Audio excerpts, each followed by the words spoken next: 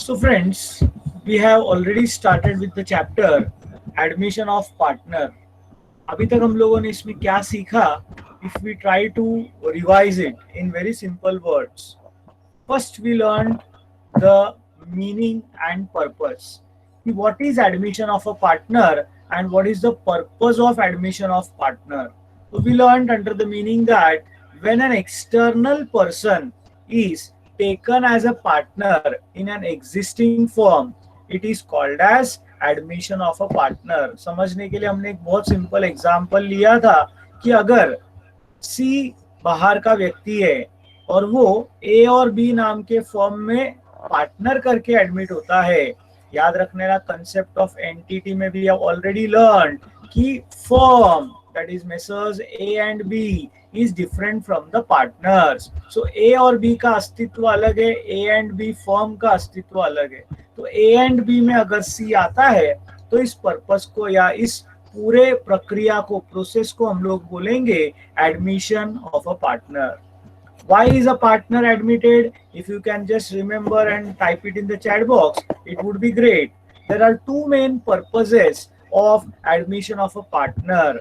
Like we know, the first is capital requirement. Yes, very good. पैसे का जरूरत है फर्म को, अगर हम लोगों को आगे लेके जाने का है, ग्रोथ करना है, डेवलपमेंट करना है, अलग अलग एरियाज एक्सप्लोर करने हैं, तो हम लोगों को पैसे का जरूरत है. कितना भी जुना फर्म या नया फर्म होने दो, पैसे का रिक्वायरमेंट तो हर एक इंसान को, हर एक बिजनेस को रहता ही है. तो लोन लेने के बदले में कभी कभी पार्टनर्स बोलते हैं कि हम लोग एक पार्टनर ले लेते हैं. या वो जो नया व्यक्ति है उसके अंदर इतना हुनर है, इतना उसके अंदर कैपेसिटी है कि he becomes naturally an asset for the firm. तो उसके लिए उसको पार्टनर करके ले लिया जाता है. ठीक है. फिर हमने सीखा कि अगर एक पार्टनर आया तो हमारे बुक्स ऑफ अकाउंट्स में there are 5 important adjustments which needs to be done. What were they? The first one was a very important calculation, that was calculation of new profit sharing ratio. Second one was adjustment of accumulated profits and losses. Third one was revaluation of assets and liabilities. इसके अलावा बहुत important adjustment आज हम लोग discuss करेंगे जिसका नाम है adjustment of goodwill. And finally we have to learn about capital contribution of new partner and readjustments of capitals.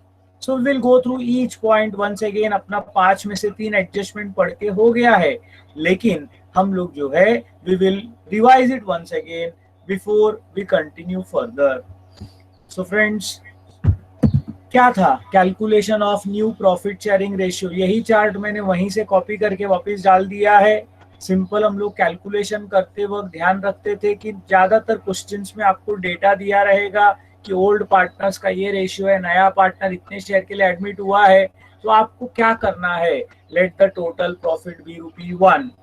उसमें हम लोग जो है आगे चलकर एक एक करके भी यूज टू से दैट उसमें से सबसे पहला नया पार्टनर का शेयर दे देते थे, जो बचा था बैलेंस प्रॉफिट उसको ओल्ड रेशियो में बांटते थे, तो जो बचता था that is what is the new profit sharing ratio.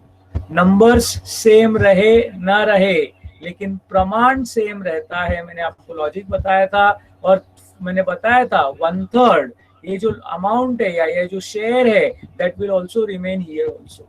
So this is how we calculated the new profit sharing ratio. Though I have not mentioned the steps, this was the example that we have done earlier. फिर हमने सीखा adjustment of accumulated profits and losses. What happens? What are the examples of accumulated profits? So there are 3 main examples: general reserve, reserve fund, profit and loss account, credit balance. What is the example of accumulated loss? So it is profit and loss account, debit balance. All these accumulated profits and losses belongs to which partners? It belongs to our old partners. और क्या accounting treatment सीखा अपन ने? We have to transfer to partners capital account either side, debit और credit, profit रहेगा तो credit, loss रहेगा तो debit, and distribute among old partners in their old profit sharing ratio. फिर उसके बाद हम लोगों ने सीखा revaluation of assets and liabilities. Revaluation of assets and liabilities करने के लिए हमने ये सीखा कि एक नया अकाउंट बनता है जिसका नाम है रीवैल्यूएशन अकाउंट, या उसको बोलते हैं profit and loss adjustment account. जिस किसी का माइक चालू है, Neha Gupta, please keep it of.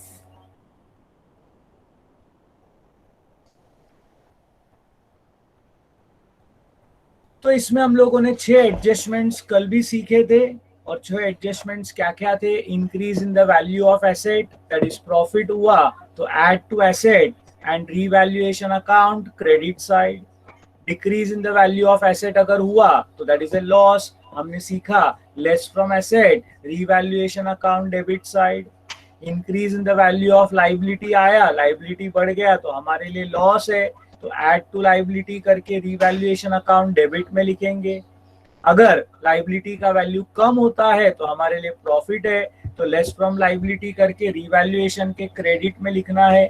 Unrecorded asset कोई दिया रहेगा एडजस्टमेंट में तो उसको लिखते वक्त new balance sheet asset side और रीवैल्यूएशन अकाउंट के क्रेडिट में लिखेंगे। और अनरिकॉर्डेड लाइबिलिटी आया तो उसको न्यू बैलेंस शीट लाइबिलिटीज में लिखने के बाद रीवैल्यूएशन अकाउंट के डेबिट साइड में लिखा जाएगा। जो भी नेट प्रॉफिट नेट लॉस आता है ये सब होने के बाद रीवैल्यूएशन अकाउंट में that will be distributed among old partners in their old profit sharing ratio. दोस्तों इसमें अगर किसी को कोई डाउट है तो आप पूछ सकते हो, you can put it up in the chat box before we proceed further. Anything that anybody would like to ask? Those who have missed the lecture, please try to cover it up. Write down in your notebook. I have already posted the PDF in the group. So any doubts?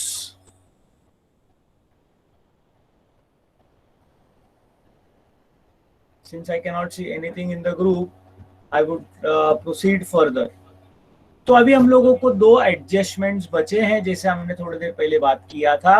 एक था adjustment of goodwill, लेकिन goodwill बहुत important होने की वजह से मैं उसको थोड़ा होल्ड बैक करता हूं। We will first learn something about capital contribution. ये बात तो आप लोग सब लोग जानते हो, नया पार्टनर को लाने के पीछे मकसद पर्पस ही था कैपिटल रिक्वायरमेंट। तो मेरे दोस्तों अगर नया पार्टनर पैसा लाता है तो फर्म के नजरों से सोचने का, फर्म के नजरों से सोचो पैसा आ रहा है कि जा रहा है। क्या हो रहा है मेरे दोस्तों? Whether the cash is coming in और whether cash is going out.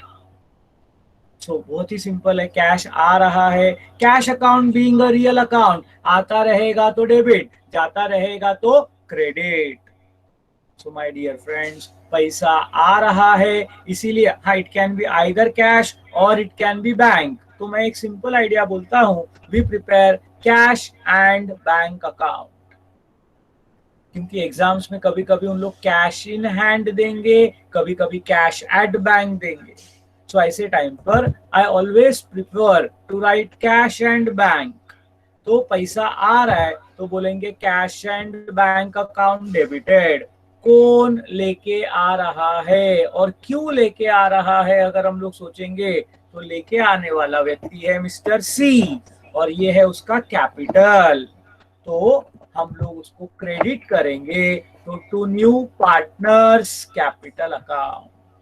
So what is the journal entry for capital contribution of new partner? It will be cash and bank account debited to new partners capital account। बोलो क्या ये journal entry सब लोगों को समझा क्या?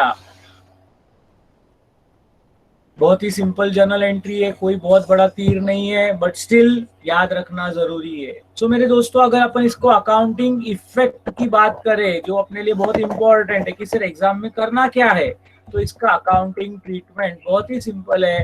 आपको पहला इफेक्ट लिखना होगा कैश एंड बैंक अकाउंट के डेबिट साइड में। कहाँ लिखोगे इसको? कैश एंड बैंक अकाउंट के डेबिट साइड में क्या लिखोगे? To new partners capital account. और दूसरा इफेक्ट ऑब्वियसली किधर आएगा? पार्टनर्स कैपिटल अकाउंट के क्रेडिट साइड में by cash and bank account सी के कॉलम में। सो बहुत सिंपल है, पैसा आया तो cash and bank to new partners capital account. Now इसमें बहुत सारी बातें और भी बाकी है, ये तो जस्ट एकदम एलिमेंट्री, एकदम बेसिक्स है, लेकिन इतना पहले हम लोग करने को जाएंगे तो दैट वुड बी इनफ। याद करो कल के लेक्चर में मैंने बताया था कि हम लोग 3 चीज आंसर में बनाने वाले हैं। What are the 3 things that we are going to prepare while doing a question of admission of a partner? Please put it up in the chat box. Let me see how many of you remember that. क्या क्या बनाना है हम लोग को answer में? Yes Balaji, very good. We have to prepare revaluation account, perfect. Second क्या बताया था हम लोग को, क्या बनाना पड़ेगा? What next will be prepare? New balance sheet third number पे आता है। सेकंड हम लोग बनाएंगे पार्टनर्स कैपिटल अकाउंट। क्या बनेगा सेकंड में? Partners capital account. और इस पार्टनर्स कैपिटल अकाउंट में तीनों का नाम होगा, ए, बी और सी, तभी तो ये सी का कैपिटल आप वहां पर लिख पाओगे। और तीसरा बनेगा new balance sheet. When I say new balance sheet, that means old balance sheet will be given in the question. That will be only of Mr. A and Mr. B. अब जो बैलेंस शीट बनेगा that will be of all the 3 partners with all revised assets and liabilities. When I say revised, it means revalued assets and liabilities. आज आपको ये journal entry देखकर एक और account बनाना पड़ेगा ऐसे मालूम पड़ रहा है, और उस अकाउंट का नाम है कैश एंड बैंक अकाउंट। मैं धीरे धीरे बता रहा हूं फ्रेंड्स। हम लोगों को चौथा अकाउंट जो बनाना पड़ेगा that is what? Cash and bank account. Many teachers are of the opinion कि इसका जरूरत नहीं है, बट हमारे लिए डिफिशियल कि हम लोग ये जर्नल एंट्री, नया पार्टनर है मतलब कैपिटल तो आएगा, कैपिटल आएगा मतलब कैश और बैंक में तो डेबिट होगा। मानते हो क्या सब लोग? तो इसीलिए हम लोग हमेशा जो है we will always prepare cash and bank account. I hope very simple, very easy. Now comes the most important adjustment of the chapter. Before I proceed to this, I presume that capital contribution वाला journal entry और उसका effects सब लोगों को समझ में आ गया। Friends, this is called as adjustment of goodwill. Before I teach you anything related to admission of partner, first we will talk about goodwill. What is goodwill? What do you understand by the word goodwill, my dear friends? Goodwill म्हणजे काय? Yes, goodwill is reputation. Goodwill is what? Reputation. अगर कोई organisation का market में नाम अच्छा है तो उसको बोलते हैं goodwill. That organisation enjoys goodwill. म्हणजे काय सर? डेफिनेशन पहले मैं बताता हूं, फिर उसका मीनिंग बताता हूं। Goodwill refers, या goodwill is defined as reputation of any business organization valued in terms of money. Goodwill is reputation of any business organization valued in terms of money. एक ऑर्गेनाइजेशन जो बरसों से मार्केट में काम कर रहा है, एक ऑर्गेनाइजेशन जो मार्केट यानी जो भी सेलिंग प्लेस है वहां पर अगर बिजनेस एस्टैब्लिश कर रहा है तो मेरे दोस्तों मार्केट में उसका नाम हो जाता है। जैसे एक सिंपल एग्जांपल ले लो, let us talk about you. आपके बारे में अगर मैं बात करूं तो आप लोगों ने आपके 12th स्टैंडर्ड, इतना इंपॉर्टेंट बोर्ड का ईयर, इतना कोरोना ग्रस्त ईयर में आप में से कई सारे लोग ऑफ कोर्स 11th स्टैंडर्ड में यहाँ पर हेरम में थे, वो लोग 12th में आए, बट आपने अपने बहुत सारे दोस्त लोगों को भी हेरम ज्वाइन करने को बोला। क्यों ज्वाइन करने को बोला मेरे दोस्तों? What is the reason? Now don't write reputation again, I would like to know some ground level realities. दो बातें, एक तो आपने ज्वाइन किया आइदर इन 11th और 12th, और दूसरा आपने किसी और को सजेस्ट किया। क्यों किया? अच्छा पढ़ाते हैं, केतकी गायकवाड़ बोलती है अच्छा पढ़ाते हैं, एक्सपीरियंस अच्छा था, टीचिंग लेवल अलग था। Okay, what more? Only 3 reasons. Copy मत करो दूसरे का Diksha, teaching level actually is a very wrong English, मैं पहले बोला नहीं, बट कॉपी मत करो। Okay, Anto says, I was satisfied. Sachin Jadhav says, discipline. So reasons may be different. One thing I would like to tell to all of you, one thing I would like to share with everyone, इस सब के पीछे जो है ना मेरे दोस्तों, ये आता है ट्रस्ट, भरोसा। आपको ना कुछ चीजों के ऊपर भरोसा है, आपको ना कुछ चीजों के ऊपर भरोसा है कि ये कभी गलत हो ही नहीं सकता। मेरे को बताओ, आप में से सब लोग अभी तो मोबाइल वापरते हैं, मोबाइल में ब्रांड्स बहुत सारे हैं, बट एप्पल का एक अलग रिकॉग्निशन है। माय डियर फ्रेंड्स, एप्पल का फोन अगर हम लोग खरीदने को जाते हैं, let us take a simple example at your level, 50,000 rupees. आपने 50,000 रुपया दिया और एप्पल का फोन लेके आए, और घर पे उसको चालू करने का कोशिश कर रहे हो और वो चालू ही नहीं हो रहा है। आप क्या बोलोगे? फोन खराब है या आपको चालू करने को नहीं आता है? व्हाट विल यू से?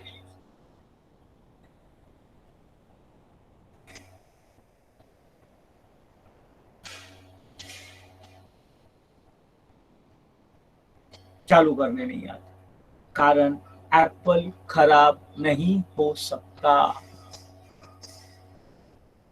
एकदम सिंपल, तुम्हारे दिमाग के अंदर बैठ चुका है मेरे दोस्तों कि ये ब्रांड इतना जबरदस्त है कि शायद हमारे में कुछ कमी है। मैं तो एकदम सिंपल, चलो एप्पल फोन छोड़ दो, मैं सिंपल बात बताता हूं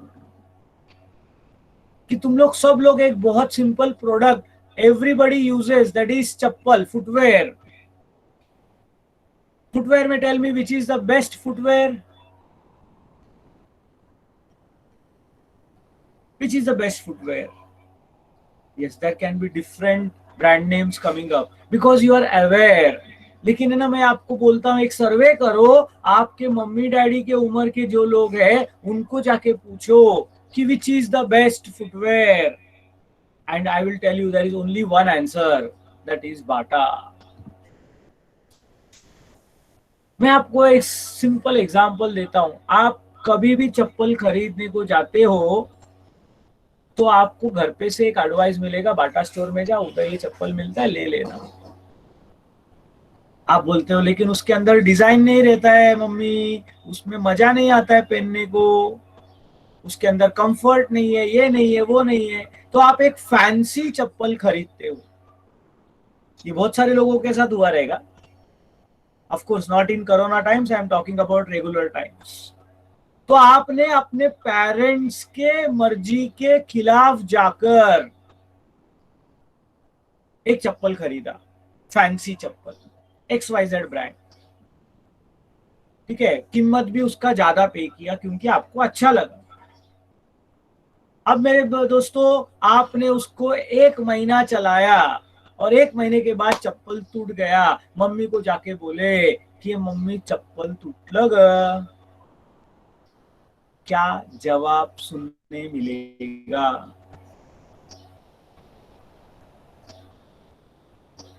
प्यार करेगी मम्मी बहुत? क्या जवाब सुनने मिलेगा मेरे दोस्तों? तेरे को बाटा बोला था लेने को। बहुत सिंपल है, हर एक घर पे होता है ये। तुम बोलोगे नाही नाही नाही नाही, मला तसं नाही, असं नाही, हे नाही, ते नाही, बट एक चीज पक्का है, बहुत गाली खाओगे। चप्पल के बिना बाहर जा भी नहीं सकते अपन, तो सिल के आ जा, that is A second option. वैसे तन्मय ये सारे कल के लेक्चर में भाई साहब, जब मेरा लेक्चर चालू था अब यूट्यूब पे कुछ कमेंट कर रहे थे और लेक्चर में नहीं थे, ये जस्ट आपके इंफॉर्मेशन के लिए ऑन रिकॉर्ड अपना रिकॉर्डिंग चालू है, मैं फिर भी बता रहा हूँ आपको, तो तू सुनता ही नहीं, बरोबर है। तो ऐसे बहुत सारे अलग अलग भाषा में अलग अलग तरीके से आपको गाली मिलेगा, इतना पक्का है। फिर अगला स्टेप क्या होगा, फिर मम्मी 200 रुपया देगी, बोलेगी अब की बार क्या करने का, बाटा स्टोर में जाने का और चप्पल खरीदने का, या तो चल मेरे साथ मैं तेरे को चप्पल दिलाता हूं। ऑप्शन नहीं है तुम्हारे पास, गए मम्मी के साथ, बाटा लेके आए, फिर कोइंसिडेंस समझो कि 1 महीने के बाद वापिस वो बाटा का चप्पल टूट गया, बोलो अब क्या होगा। पहला आपने फैंसी चप्पल लाया, 1 महीना वापर के टूट गया, ठीक है, खराब हो गया, आप फिर बाटा लेने को गए, अब बाटा का चप्पल लेके आने के बाद यस प्रांजलि बोलेगा तुझे चलने को ही नहीं आता, वरना ये बाटा तो हम लोग 4-4 साल वापरते, कुछ नहीं होता है हमारे पे चप्पल को, तुझे यूज करना नहीं आता, तुझे चलना नहीं आता, म्हणजे काय झालं तरी बाटा खराब नहीं। दिमाग के अंदर है ना ब्रांड नेम, मेरे ख्याल से मैं बता रहा हूं मेरे दोस्तों, इतना गहरा रूट्स बना के रखता है ना कि अपने को उसको आदत बन जाती है। I will tell you one more very classic example of goodwill. अभी ये होकर भी 20-1 साल हो गया है, जब मैं समझो हम लोग कॉलेज डेज वगैरह खत्म करके maybe we had just started our business, ऐसा हुआ कि एक दोस्त का शादी था और हम लोग इंटीरियर महाराष्ट्र में गए थे, गांव खेड़े में गए थे एकदम। अब गांव खेड़े में जाने के बाद लड़के वाले लोग के तरफ से शादी में आया, मतलब इज्जत थोड़ा अलग ही, स्टेटस थोड़ा अलग ही। और आकाश उतेकर का कोई दोस्त रहेगा तो उसको फोन करके बोलो sir is not admitting, you are late. Okay, मैं बता रहा था वहां पर जाने के बाद इज्जत थोड़ा अलग ही मिलता है शादी में, लड़के वाले लोग के तरफ से दोस्त लोग, सो बाकी सब पाउंसर वगैरह एकदम जो भी पूछना वगैरह सब हो गया। अब अर्ली मॉर्निंग, सुबह सुबह हम लोग सब वैसे बाहर ऐसा खटिया लगाया था, बड़ा मैदान था, वहीं पर सोए थे। तो जैसे ही मैं सो के उठा, ध्यान से सुनना मेरे दोस्तों, बहुत इंटरेस्टिंग है, गांव का एक बुजुर्ग आया और मेरे को बोलता है सर कोलगेट केलं का। क्या पूछा उसने मेरे को, कोलगेट केलं का म्हणजे काय विचारलं त्यांनी मला,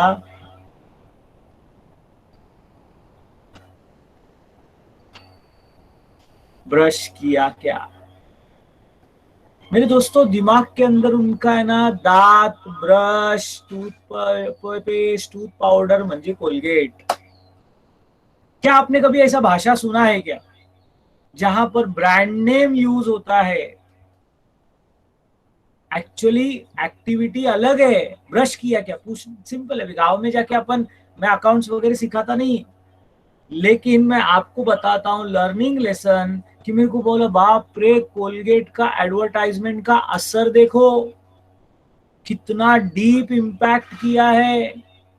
और हम लोग भी कभी कभी बात करते वक्त कभी कभी ब्रांड नेम में बात करते, एक्चुअली वो प्रोडक्ट नहीं होता, that is a brand name. बात करते हो कोई बोलता है चाय के साथ पार्ले जी खाने का है मेरे को, चाय के साथ पार्ले जी खाने का मतलब उसको पार्ले जी नहीं खाने का है। हाँ, Maggi is another example, Parle G खाने का मतलब बिस्किट खाना है। Yes, jeans is another brand name which we very commonly use. Dalda लेके आओ, डालडा इज वनस्पति घी। लेकिन आज भी बहुत सारे घर पे भाषा होती है डालडा घेऊन यायचं आपल्याला, Dalda is a brand name.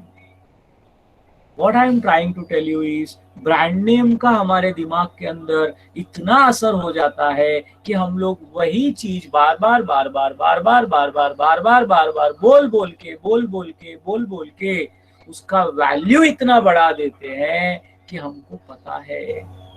Reliance, अभी मैं शायद कल ही पेपर पढ़ रहा था या आज पेपर पढ़ रहा था, I don't know, Mukesh Ambani sir, one of the biggest what is called as tycoon, business tycoon, ये लॉकडाउन के पीरियड में मालूम है उनका एक फिगर आया हुआ है, किसी ने पढ़ा क्या, per hour how much did he earn during lockdown में? तो सबका वाट लगा पड़ा है, सब लोग मानते हो। Yes Balaji, very good, this was in a news article, 90 crores per hour was his earning during lockdown. My dear friends, how was it possible? उन्होंने अपने ऑफ कोर्स जो रिलायंस कंपनी का शेयर्स है या बहुत सारे उन्होंने जॉइंट वेंचर किए, उन्होंने अपना बहुत सारा शेयर्स जो है they have given to Facebook के साथ डील किया, मार्क जुकरबर्ग के साथ किया है, अलग अलग क्षेत्रों में अलग अलग जगह पे बिजनेस बढ़ाने का काम किया हुआ है। माय डियर फ्रेंड्स, इसके वजह से क्या हो गया है, रेप्यूटेशन उस ऑर्गेनाइजेशन का इतना हाई हो गया कि शेयर मार्केट में तुम देखोगे अगर एक साइड से शेयर मार्केट गिर रहा है तो दूसरे साइड से रिलायंस का भाव बढ़ रहा है। दैट इज बिकॉज सबको यकीन है कि ये मोटा भाई अपने लिए कुछ अच्छा ही करेगा। Yes, there are so many brand names which can talk about Rishikesh, correct. ठीक है, chyawanprash is yet another product which has been what is called as addressed by brand names. ठीक है, so many things are there, correct। Prince Pandey, M Seal is another thing। ठीक है, वो adhesive है, फेविकॉल, एमसील से ज्यादा वर्ड जो यूज करते हैं लोग, जरा फेविकॉल के उन्हें बेसिकली फेविकॉल उनको एडेसिव चाहिए रहता है, दो चीज चिटकाने के लिए चाहिए रहता है, बट हम लोग बोलते हैं फेविकॉल गेउनिया, ब्रांड नेम दिमाग के अंदर बैठ गया है। सो माय डियर फ्रेंड्स, ऐसे हर प्रोडक्ट में, लैपटॉप की बात करेंगे तो लोग लैपटॉप में ब्रांड नेम से ढूंढते हैं। ठीक है, मोबाइल की बात करो तो मोबाइल से, हर प्रोडक्ट में आप जो है you can definitely use this goodwill. So मैं आपको बताता हूं कि गुडविल जो है इट्स ए रेप्यूटेशन। क्या गुडविल को कोई देख सकता है क्या? Can somebody see goodwill? Can somebody touch goodwill? Answer is no. So therefore we call it as an intangible asset. क्या बोलते हैं? Goodwill is an intangible asset। अच्छा, गुडविल क्या एक दिन में बनता है क्या? तो उसका भी जवाब है नहीं। It takes years and years of hard work, years and years of what is called as consistent hard work that is going to create goodwill of any organization. Now goodwill can be related to a person, goodwill can be related to an organization, goodwill can be related to a product। अभी तक आप लोग जो बात कर रहे थे goodwill of the product, Reliance Industries is the name of goodwill of a organization, Harem Classes is goodwill of an organization, Mukesh Ambani is an example of goodwill of an individual, Ratan Tata is example of goodwill of an individual, Vishwanathan Iyer is example of goodwill of an individual। So goodwill किसी का भी हो सकता है। ठीक है, सो goodwill, लेकिन एक बात है कि ये जब नाम आता है तो एक कॉन्फिडेंस लोगों के मन में आता है कि ये आदमी कर रहा है तो सही करेगा, इसके पीछे हम लोगों को 100% यकीन है। सो ए और बी, और सर इसका सब एडमिशन से क्या संबंध है सर? क्यों इतना आपने सब बता दिया, हमको समझ गया। अब इसका हमको बताओ एडमिशन ऑफ पार्टनर से क्या संबंध है। मैंने आप लोगों को इंट्रोडक्शन लेक्चर में बताया था कि ए और बी ने जब बिजनेस चालू किया होगा तो पहले ही साल जरूरी नहीं है कि प्रॉफिट कमाया होगा, जरूरी नहीं है कि उनके बिजनेस में अचानक से ग्रोथ हो गया होगा। हो सकता है कि पहले 2-3 साल तक उन लोगों ने लॉस देखे हो, फिर no profit no loss situation में आए हो सकता है कि 5वें साल से कहीं से उन लोगों को बिजनेस में प्रॉफिट होना चालू हो। आज 15 साल के बाद जब सी आने वाला है तो मेरे दोस्तों सी को तो बैठे बैठे प्रॉफिट एज ए पार्टनर, मैंने उस दिन भी समझाया था, आप भी उसी फॉर्म में एडमिट होना चाहोगे जहां पर प्रॉफिट दिखाई दे रहा है। कोई लॉस मेकिंग ऑर्गेनाइजेशन में हाथ डालने वाले नहीं है ऐसा नहीं बोलूंगा, बट बहुत कम लोग हैं जो डेयरिंग कर सकते हैं, जिनको खुद के ऊपर, काबिलियत के ऊपर इतना यकीन है कि मैं जाके वो सबको उठा के बाहर लाऊंगा। ऐसा करोगे तो प्रॉफिट बहुत ज्यादा होता है, मैं कभी बाद में उसके बारे में डिस्कस करूंगा। लेकिन फिलहाल हर एक जन उसी ऑर्गेनाइजेशन में पैसा इन्वेस्ट करना चाहता है जिसमें प्रॉफिट्स बहुत ज्यादा है।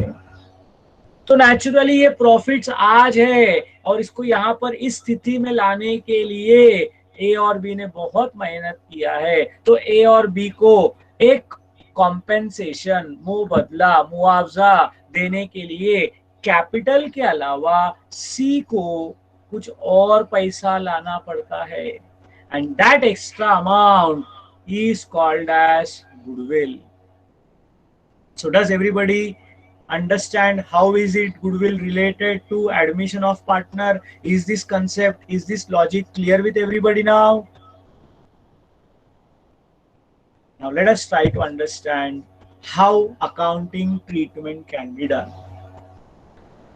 There are two very important possibilities which are possible as far as accounting treatment is concerned. Please pay attention very carefully. सब लोग को समझ गया कैपिटल का पैसा सी को तो कंपलसरी लाना है।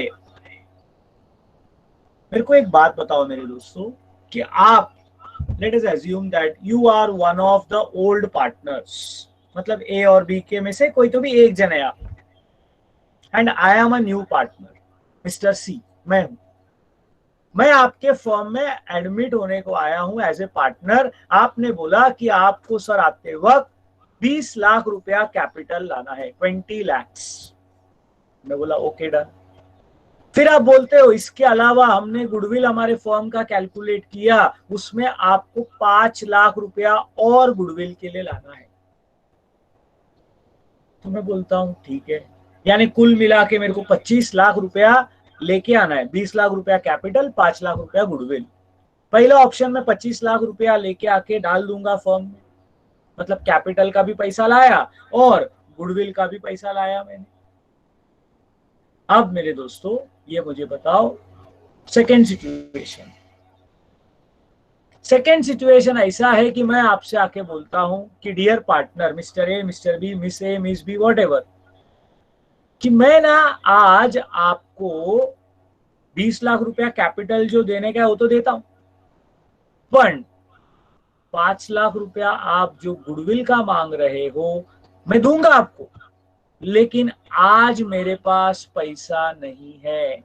6 महीने के बाद, 8 महीने के बाद, 10 महीने के बाद, 1 साल के बाद, 2 साल के बाद मैं आपको वो 5 लाख रुपया दे दूंगा। मैं आपसे जानना चाहता हूं मेरे दोस्तों, अगर नया पार्टनर आके जुना पार्टनर को ऐसा रिक्वेस्ट करता है कि वो गुडविल का पैसा बाद में देगा, तो क्या आप ओल्ड पार्टनर मुझे नए पार्टनर को अपने फर्म में एडमिट करोगे क्या? यस और no? Please type in the chat box.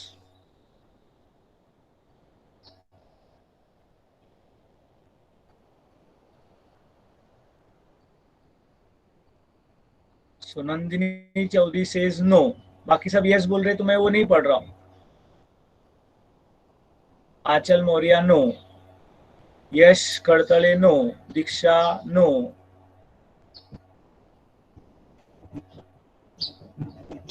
सोच समझ के जवाब दे रहे हो ऐसा मैं मान के चलता हूं, पहले का आंसर देख के कॉपी नहीं कर रहे हो, नहीं तो अभी चैट बॉक्स में मेरे को ये भी मालूम पड़ा लोग कॉपी भी करते।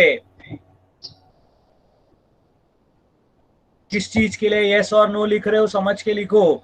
सी आया है ए और बी के पास और बोलता है कि डियर पार्टनर्स, आज मेरे पास 20 लाख रुपया तक ही है, आप प्लीज 20 लाख रुपया लेके मुझे एडमिट करो, 5 लाख रुपया मैं कुछ टाइम के बाद आपको गुडविल का दूंगा।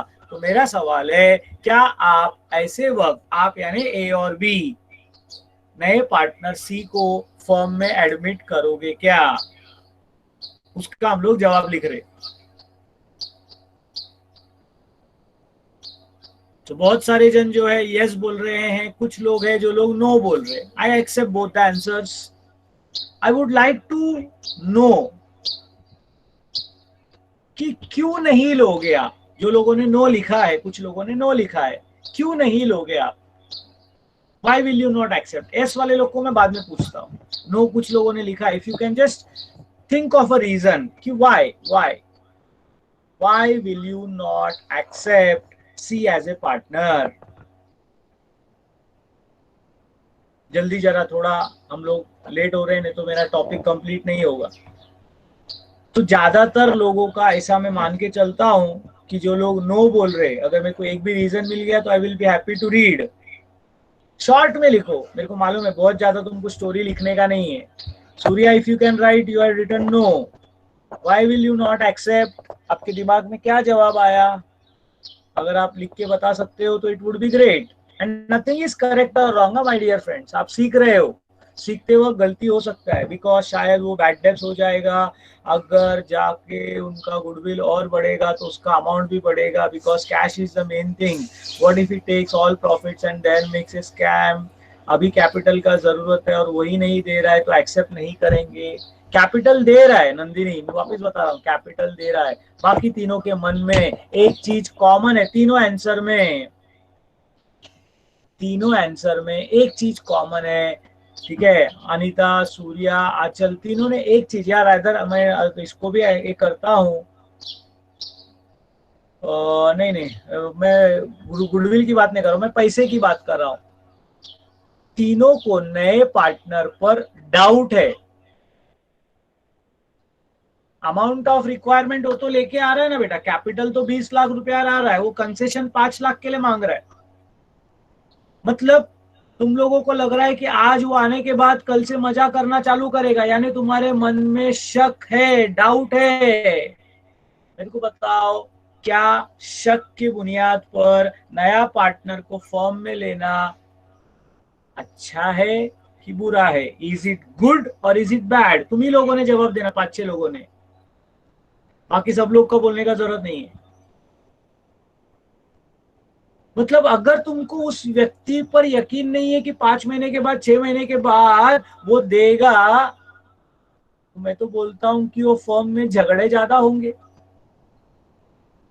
प्लीज अंडरस्टैंड, मैं तुमको जबरदस्ती मेरा थॉट नहीं दे रहा हूं, मैं बता रहा हूं प्रैक्टिकली। अगर आप डाउट में किसी को अपने साथ में पार्टनर ले रहे हो जिंदगी में, मेरे दोस्तों, बहुत सारे लोगों का प्रैक्टिकल लाइफ में भी यही प्रॉब्लम होता है। शादी करना is nothing but admission of a partner. तो अगर शक के बिना पर हमने शादी किया तो ज्यादातर बर्बादी, लॉस में जाएगा। आंचल, शायद आप थोड़ा आगे सोच रहे हो, मैं सिंपल बात बता रहा हूं कि फर्म बहुत अच्छा काम कर रहा है, हम लोग ग्रोथ करने वाले हैं, नया प्रोजेक्ट आया है, पैसे का जरूरत है, इसीलिए नया पार्टनर आ रहा है, लॉस की बात ही नहीं हो रही है। और एज ए पार्टनर तुम भी ये सब जांच पड़ताल करते हो। जैसे एक सिंपल एग्जांपल सोचो ना, नहीं, no need to be sorry, understand what I am trying to tell you. अगर मैं आपको बोलता हूं कि क्या आप हेरम क्लासेस में पार्टनर, आज मैं सोल ट्रेडर हूं, क्या आप मेरा पार्टनर बनना चाहोगे क्या? What will be your answer? Yes, no और डोंट नो? सब लोग जवाब दे सकते हैं इसमें। वाह, मेरे कितने सारे पार्टनर तैयार हो गए। तुम लोग के यस बोलने के पीछे मैं एक ही कारण समझता हूं, या अदर 2 कारण समझता हूं। एक तो तुमको मुझ पर भरोसा है, और दूसरा तुम लोग जानते हो कि आज अपना बिजनेस प्रॉफिट में चल रहा है। आज यानी कोरोना के टाइम पे नहीं, अदरवाइज रेगुलरली। यस समीक्षा, I told the same thing, trust है। लेकिन मैं अगर आपको एडमिट करते वक्त डाउट करूं, यार ये तो छोटा है, ये मेरे को क्या काम में आएगा, आल्यानंतर गडबड केलं तर पैशाचा व्यवहार कसा असणार, मला काय उलट बोलल्यावरती का, अगर मैं डाउट के आधार पर आपको ऐसा कुछ बात करता हूं तो फ्रेंड्स, वो पार्टनरशिप ज्यादा देर तक टिकने वाला नहीं है। हम लोगों ने जब जिंदगी भर साथ रहने का अगर डिसीजन लिया है, पार्टनरशिप फॉर्म जिंदगी भर साथ रहने का डिसीजन है, फिर वो शादी हो या एडमिशन ऑफ पार्टनर हो, तो मेरे दोस्तों शक के बिना पर लेना ये सही नहीं। अगर वो बोलता है तो मेरे को ऐसा लगता है कि उसको एडमिट करना चाहिए। अब जो 6-7 जन थे जिनको डाउट था, आपको क्या लगता है, क्या नया पार्टनर को हम लोगों को एडमिट करना चाहिए कि नहीं करना चाहिए?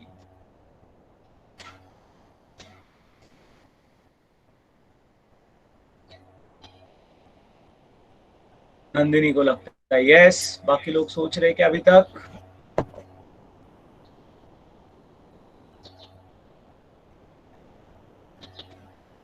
सब लोगों ने जवाब मत देना अभी। ओए, जो 5-6 जन जिनको डाउट था, जिन्होंने स्टार्टिंग में नो लिखा था, मैं उनसे पूछ रहा हूँ, बाकी लोगों ने तो यस लिख ही दिया है। सो मेरे को यही बोलना है कि यस, अकाउंटिंग में ऑप्शन दिया जाता है, मतलब ऑप्शन बोला तो ये रहता है कि नया पार्टनर आते वक्त गुडविल के लिए पैसा ला सकता है, या कभी कभी बिना पैसा लाए भी वो पार्टनर बन सकता है। So there are two options here. One, new partner brings cash for goodwill. What is the first option? New partner brings cash for goodwill. नया पार्टनर ने क्या किया? पैसा लाया। और दूसरा ऑप्शन क्या रहेगा? Obviously new partner does not bring cash for goodwill.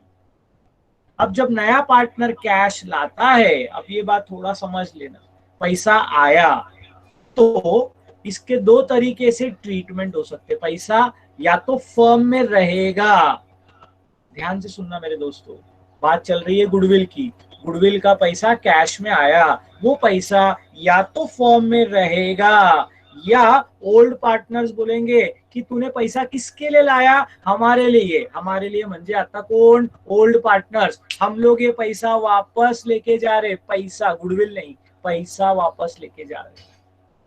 तो अगर अभी ये सब पार्टनर्स के मीटिंग में डिसाइड होगा, अभी अपन कैसा है, एकेडमिकली पढ़ रहे तो हम लोग अलग अलग बातें सोच रहे, एग्जाम्स में क्वेश्चंस में अलग अलग केसेस आ सकते हैं कि अगर नया पार्टनर ने पैसा लाया तो या तो वो पैसा फर्म में रहेगा, फर्म में रहेगा मतलब फर्म में रिटेन होगा, फर्म में क्या होगा? रिटेन। या फिर ओल्ड पार्टनर्स उसको घर पे वापस लेके जाएंगे, that is called as withdrawn. So if new partner brings cash for goodwill, there are two options. Either the cash is retained or the cash is withdrawn. ये अभी आपको सुनना है, समझना है, क्या होगा ये बाद में मैं बताऊंगा।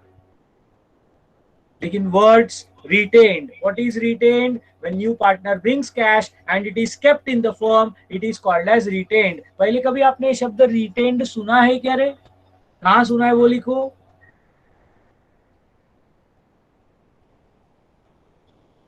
Yes, we have heard this word in the chapter bills of exchange. Drawer जब बिल को खुद के पास रखता है उसको रिटेन्ड बोलते। इधर पैसा जब फर्म में रहता है तो उसको बोलते हैं रिटेन। और अगर ओल्ड पार्टनर बोलते नहीं नहीं आम्ही घरी घेऊन चाललो, तो उसको बोलेंगे विड्रॉन, पैसे परत घेऊन गेले, पैसा नवीन पार्टनरने आणलं आणि ते परत घेऊन गेले, नया पार्टनर ने पैसा लाया और उसको लेके गया। और जैसे मैंने बताया सेकेंड ऑप्शन था new partner does not bring, ये भी पॉसिबिलिटी है। इसमें भी दो ऑप्शन है, मैं इसके बारे में बाद में आज बात नहीं कर रहा हूं, नहीं तो बहुत ज्यादा कंफ्यूजन होगा। तो अब अगर हम लोग बात कर रहे हैं रिटेन्ड और विड्रॉन, तो मेरे दोस्तों इसका जर्नल एक क्वेश्चन में या तो रिटेन्ड आएगा या तो विड्रॉन आएगा। एखादा क्वेश्चन में या तो रिटेन्ड आएगा या तो विड्रॉन आएगा मेरे दोस्तों। तो हम लोग इसका जर्नल एंट्रीज समझ के लेते हैं and there I will end the theory session. So we have to understand if the cash is retained, अगर पैसा क्या हुआ? रिटेन हुआ। रिटेन मतलब क्या? आया और वो पैसा जो है फर्म में अगर रह गया तो उसको हम लोग बोलेंगे रिटेन्ड। तो मेरे दोस्तों अगर फर्म में कैश रिटेन होता है तो 2 जर्नल एंट्रीज पास होंगे। क्या 2 जर्नल एंट्रीज होंगे, मैं आपको जस्ट बताऊंगा। पहला तो आप मेरे को बताओ, पैसा आया तो कौन सा अकाउंट से रिलेटेड है? पैसा, अगर मैं बात करूं पैसा, तो मैं कौन से अकाउंट की बात कर रहा हूं? Yes, I am talking about cash and bank account. I am talking about which account? Cash and bank account. आ रहा है बोला तो अभी मैंने बता दिया कि वो डेबिट होगा। अब पैसा जो आ रहा है किसके लिए आ रहा है? गुडविल के लिए आ रहा है। इसीलिए हमारा पहला जर्नल एंट्री आएगा, cash and bank account debited to goodwill account. पैसे कशासाठी आले आता? गुडविल. म्हणजे तुमच्या डोक्यात अजून एक बत्ती जळाली पाहिजे, अजून एक नवीन अकाउंट तुम्हाला दिसलं. What is that account?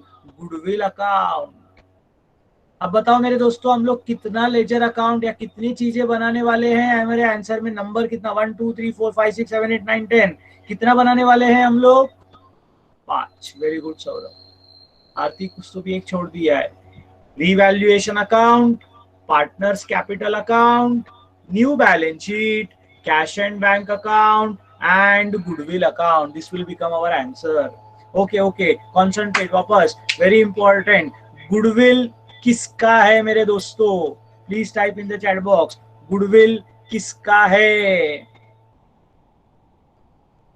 Yes, goodwill है ए एंड बी का. इसीलिए गुडविल का क्रेडिट दिया जाएगा to old partners. I have missed to write the word old. You must say old partners. So when cash is retained, when cash is retained, 2 journal entries will be passed. First one will be cash and bank account debited to goodwill account. First one will be cash and bank account debited to goodwill account. And second entry पढ़ते वक्त याद रखने का, goodwill account debited to old partners capital account.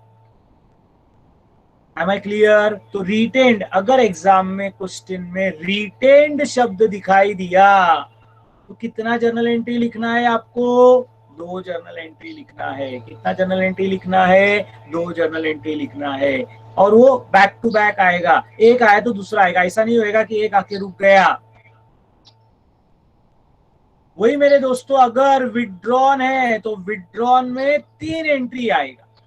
अगर withdrawn है तो कितना entry आएगा? 3. देखो एक बात समझ लो, विड्रॉ कभी होगा? पैसा आने के बाद. इसीलिए पहला एंट्री सेम होगा. क्या रहेगा? Cash and bank account debited to goodwill account. Goodwill पर अधिकार अभी भी किसका है? Old partners. तो goodwill account debited to old partners capital account. अब यहाँ पर ओल्ड पार्टनर्स क्या कर रहे हैं?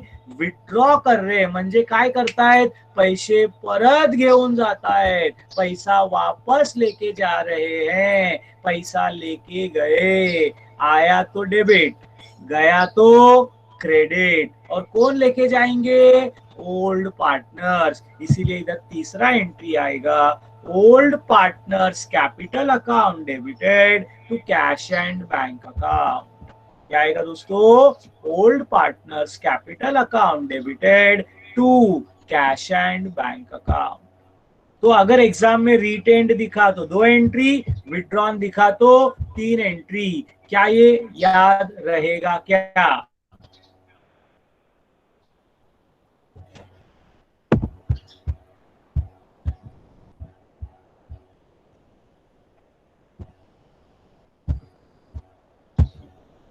So here we complete the first part of the theory.